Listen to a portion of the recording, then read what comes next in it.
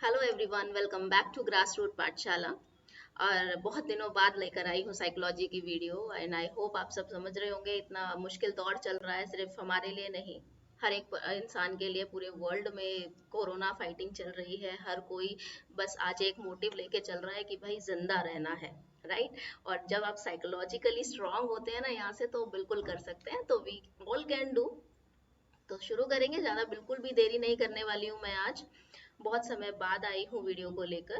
और जैसा कि हमने इससे पहले सीटेट प्रिपरेशंस किए थे, जो बीच में उसके बाद मैं वीडियो नहीं डाल पाई, तो अब हम स्टार्ट करेंगे। हम अपनी चाइल्ड साइकोलॉजी जो है उसमें जो जो मेन थियोरिस्ट हैं जो हमारे सीटेट में एचटेट में हमें हेल्पफुल हो सकते हैं, उनके बारे में हम पढ़ेंगे और चंक्स में हम उनको पढ़ेंगे ताकि वो हमें क्लियर हो सके, हम उन्हें समझ सके। देखिए, क्वेश्चंस हम तब प्रैक्टिस करते हैं जब हमें कॉन्सेप्ट क्लियर होता है ना।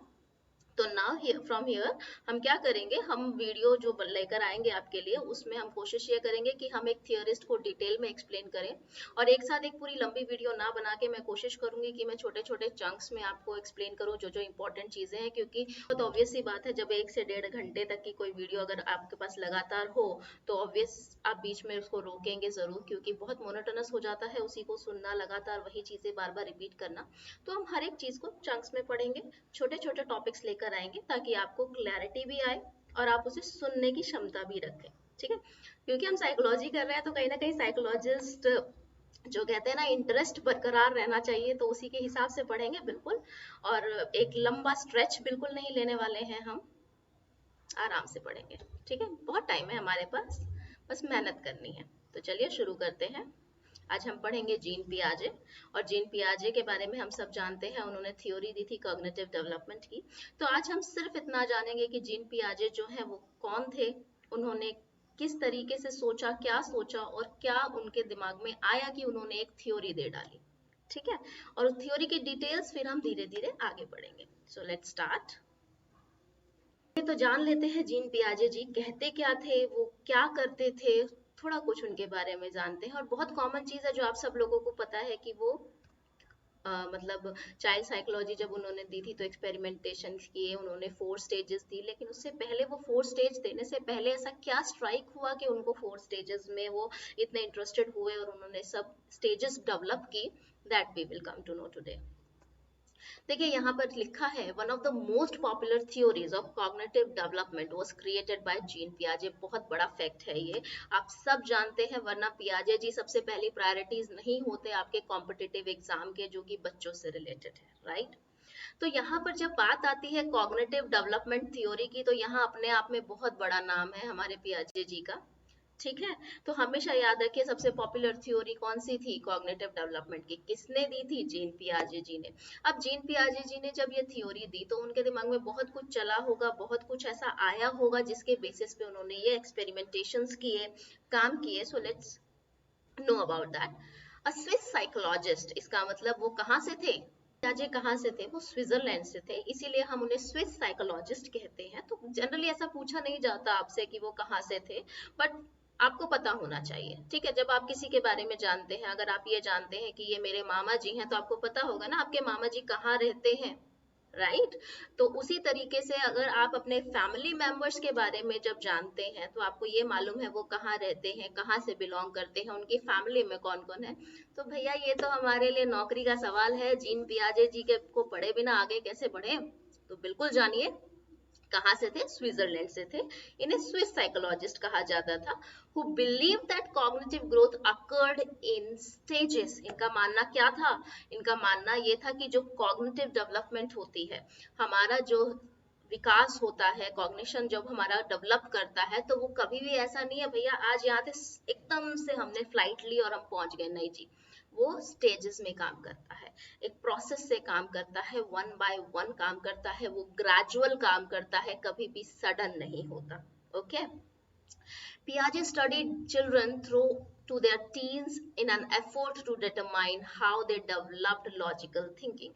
अब देखिए, ये लाइन आपसे सिंपल सी एक चीज कहती है कि उन्होंने ये देखा कि बच्चा जो है, ठीक है, वो लॉजिकल थिंकिंग को कैसे डेवलप कर रहा है। बेसिकली लॉजिकल थिंकिंग आप कई बार बहुत कॉमनली यूज कर लेते हैं, अरे थोड़ा दिमाग लगा लेते हैं, अरे थोड़ा लॉजिकली सोच के देखो, राइट। तो वही चीज वो ये जानना चाहते थे कि अगर एक टीन है, एक बच्चा है, एक अडल्ट है, तो जब वो लॉजिकली सोच रहे हैं तो उस वक्त वो कैसे सोचते हैं, ठीक है, उनका क्या वे ऑफ थिंकिंग होता है, उनका लेवल ऑफ इंटेलिजेंस या फिर उनके अंदर क्या नॉलेज और इंटेलिजेंस को वो कहीं ना कहीं कंपेयर कर रहे थे, ठीक है।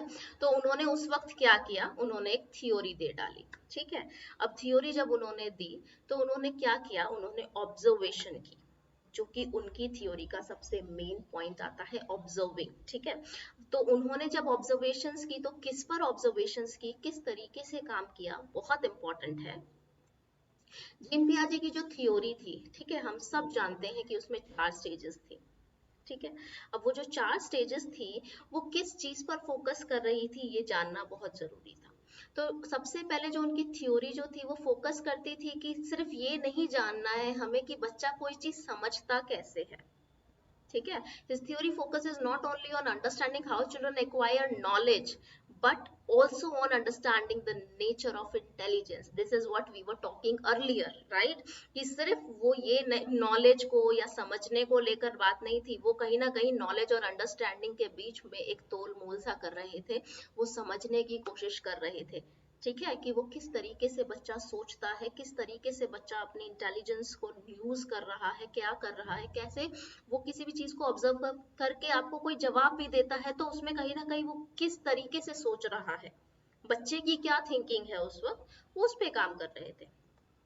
पियाजे का मानना था कि बच्चा एक एक्टिव रोल है लर्निंग प्रोसेस में। देखिए पियाजे का मानना है बच्चा जो है वो बहुत एक्टिव रोल प्ले करता है। ऑब्वियस ही बात है, हमने जितने क्वेश्चंस किए थे आपने को याद होगा, बहुत बार ये आपसे पूछा गया है कि किसने एक्टिव रोल की बात की है ना। तो यहाँ पर पियाजे जो है वो एक्टिव रोल की बात करते हैं, वो कहते हैं बच्चा जब कुछ सीख रहा है अगर वो एक्टिव है तो वो सीख पाएगा, बहुत इंपॉर्टेंट है। देखिए अगर कोई ऐसी चीज है जिसमें आपका इंटरेस्ट नहीं है, आप सीखना नहीं चाहते हैं या आपको इम्पोर्टेंस नहीं दी जाएगी तो ग्रेजुअली क्या होगा, you will lose your interest. So this is the main point of his theory कि भाई if the child is active definitely he will learn, और वो एक्टिव भी तभी होगा जब उसका इंटरेस्ट उस चीज में करने के लिए होगा, and for that we have to motivate them, ठीक है। तो यहाँ पर वो कहते हैं कि उन्होंने जो बहुत छोटे छोटे उन्होंने चीजें देखी, उन्होंने की, तो सबसे इम्पोर्टेंट ये था कि उन्होंने काम किस पर किया, है ना। उन्होंने बच्चों पर ही काम किया, उन्होंने अपने खुद के बच्चों पर, नीज पर एक्सपेरिमेंट किया और ऑब्जर्व किया उनको, and after that he gave this theory, ठीक है। तो वो कहते हैं as kid interact with the world around them they continuously add new knowledge, build upon existing knowledge and adapt previously held ideas to accommodate new information. आपको याद होगा एक बहुत कॉमन अकोमोडेशन एंड एसिमिलेशन आप पढ़ते हैं इनके में, और बहुत बच्चे कंफ्यूज हो जाते हैं भाई क्या ये एसिमिलेशन अकोमोडेशन बना दिया है। देखिए यहाँ वही बात हो रही है, वो कह रहे हैं कि बच्चा जब एक वर्ल्ड में है, एक अपनी दुनिया में है, और वो जब इंटरेक्ट करता है चीजों के साथ, वो अपनी नॉलेज को यूज करता है, तो जो उसके पास है उसी पर वो बिल्ड ऑन करता है, जो है उसी के आगे वो बढ़ता है, और कहीं ना कहीं जो पुरानी उसके पास नॉलेज है उसके साथ नई नॉलेज को अडेप्ट करके अकोमोडेट कर देता है नई इंफॉर्मेशन को। We will do it in detail, assimilation, accommodation, schema formation, जितनी भी बातें उन्होंने की हैं नेक्स्ट वीडियो में हम डिटेल में जरूर करेंगे। 4 स्टेजेस को हम एक वीडियो में सेपरेटली डिस्कस करेंगे, और ये सारे की पॉइंट्स जो उन्होंने दिए थे उनको भी हम डिफरेंटली एक अलग वीडियो में लेके चलेंगे, ताकि आपके साथ मतलब ऐसा ना हो कि बहुत ज्यादा ओवरलोडेड हो गया है and you are not able to get what is going on, don't know ma'am क्या करा रही है, तो वी विल गो स्मूथली, ठीक है। सो हियर जब हमें ये पता चल गया है कि भाई पियाजे जी ने कॉग्निटिव थ्योरी दी डेवलपमेंट की, उन्होंने ये कहा बच्चे का बड़ा एक्टिव रोल होता है लर्निंग प्रोसेस में, और वो अपनी सराउंडिंग से, अपने वर्ल्ड में आसपास जो चीजें देखता है, ऑब्जर्व करता है, कहीं ना कहीं उसी से एक अंडरस्टैंडिंग, एक नॉलेज बनाता है वो, ठीक है। तो अब यहाँ पर पियाजे जी ने इतनी सारी चीजें जब आपको दे दी, तो वहां पर सबसे इम्पोर्टेंट चीज क्या थी कि कैसे बच्चा क्या करता है, ऑब्जर्व करता है चीज़ों को। तो उन्होंने अपने बच्चों के ऊपर, अपने नीस नेफ्यू के ऊपर उन्होंने बहुत सारे एक्सपेरिमेंटेशंस किए। कभी उनको उन्होंने 2 ग्लासेस में पानी डाल के दे दिया ये पूछने के लिए कि किस में ज़्यादा है किस में कम है, कभी कुछ बटन्स रख दिए just to sort it out. तो उन्होंने ये देखा कि बच्चा किस तरीके से ऑब्जर्व करके किस तरीके से धीरे धीरे हाइपोथेसिस बना रहा है ना। तो यहाँ पर एक चीज उन्होंने बोली थी, दीज ऑब्जर्वेशंस जो बच्चे ने की उसके बेसिस पे, these observations reinforced his budding hypothesis that children's mind were not merely smaller version of adult mind। देखिए बहुत कॉमन चीज बोली गई है। तो यहाँ पर पियाजे जो थे ना, उन्होंने जब अपनी नेफ्यू पे डॉटर पे एक्सपेरिमेंट किया तो उनका मेन मोटिव यही जानना था कि भाई यहाँ पर क्या डिफरेंस है between a children's mind and in the adult mind. और वही सारी चीजें जानने के लिए उन्होंने एक्सपेरिमेंटेशंस किए और उसके बाद 4 स्टेजेस आ गई। तो उनकी जो ऑब्जर्वेशंस थी अपने बच्चों के ऊपर, अपने नेफ्यू के ऊपर, ठीक है, तो वो बेसिकली वो कंक्लूड ये करते हैं उसमें कि he concluded that children were not less intelligent than adults, they simply think differently. ऐसा बिल्कुल नहीं है कि अडल्ट बहुत इंटेलिजेंट है और बच्चे में बिल्कुल दिमाग नहीं है या बच्चा इंटेलिजेंट नहीं है, ऐसा बिल्कुल नहीं होता है। बस वो थोड़ा अलग सोचते हैं, ठीक है, उनका जो परसेप्शन होता है वो थोड़ा अलग होता है। अब आप किसी चीज को कैसे परसीव कर रहे हैं और एक बच्चा उसे कैसे परसीव कर रहा है, it will be different and the answer will be different definitely. तो यही उन्होंने यहाँ पर बोला। तो एल्बर्ट आइंस्टाइन ने एक बहुत बड़ी बात बोल दी थी डिस्कवरी को लेकर पियाजे के, that is very important, so simple only a genius could have thought of it. इतनी आसानी से इतने आराम से सिर्फ एक जीनियस ही इतना कुछ सोच सकता था, ये उन्होंने बोला। ये एक इम्पॉर्टेंट लाइन है जो हम जानना चाहें अगर पियाजे जी के बारे में। अदरवाइज इतना इम्पोर्टेंट जो है हमारे लिए वही है कि कौन सी थ्योरी दी थी, किस पर एक्सपेरिमेंट्स किए थे, बेसिकली क्या जानना चाहते थे, ठीक है।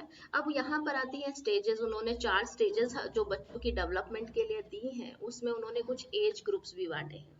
तो ये स्टेजेस आपकी है, पहली है सेंसरी मोटर स्टेज, जो कि जब बच्चा पैदा होता है उसके बर्थ से लेके 2 साल तक होती है। प्री ऑपरेशनल स्टेज जो है उनकी 2 से 7 साल तक चलती है। कॉन्क्रीट ऑपरेशनल स्टेज जो है वो 7 से 11 साल तक होती है। और फॉर्मल ऑपरेशन स्टेज जो है वो 12 से आगे तक चलती रहती है। देखिए इसमें एज क्राइटेरिया का मतलब ये नहीं है भैया कि बिल्कुल 2 साल होते ही, जैसे ही 2 साल खत्म हो गए बच्चा जंप कर जाएगा प्री ऑपरेशनल में, नहीं भाई, he will take the time, gradually जाएगा। बट एक ये एक तरीके से एक स्केलिंग कर दी गई है, एक डिफरेंशिएशन कर दिया गया है कि भाई हम एजेस को इस एज ग्रुप में बांट के हम उसको ऑब्जर्व उसने उन्होंने किया था। पर ऐसा बिल्कुल नहीं है कि 2 के बाद सीधा तुरंत प्री ऑपरेशनल में कूद जाए, 7 के बाद सीधा कॉन्क्रीट में आ जाना चाहिए, नहीं, it could be gradual. Okay, so these are the stages. तो अभी हमने सिर्फ एक ओवरव्यू लिया है कि पियाजे की थ्योरी क्या थी, किसके बारे में बात करती थी, पियाजे ने क्या सोचा क्या किया, ठीक है। नेक्स्ट वीडियो में हम बिल्कुल डिस्कस करने वाले हैं इन चारों स्टेजेस से पहले। ये 4 स्टेजेस हम बिल्कुल डिस्कस करेंगे, पर इनसे पहले हम डिस्कस करेंगे कुछ की टर्म्स हैं जो हमारी, जैसे कि स्कीमा हो गया, एसिमिलेशन, अकोमोडेशन, इक्विलिब्रेशन, ये सारी चीजें जो उन्होंने डिस्कस की थी, एक बच्चे का क्या परसेप्शन है, ए बी एरर क्या होता है, all these things we will discuss in next video and after that we will discuss the 4 stages. Till now please do like, share and subscribe my video and I'll try to be regular now। कोशिश करते हैं regular रहेंगे, daily नहीं कह सकती but try करूंगी week में at least 2 video जरूर अपलोड करूं आपके लिए, that will be helpful for you. Thank you. So please do like, share and subscribe my channel.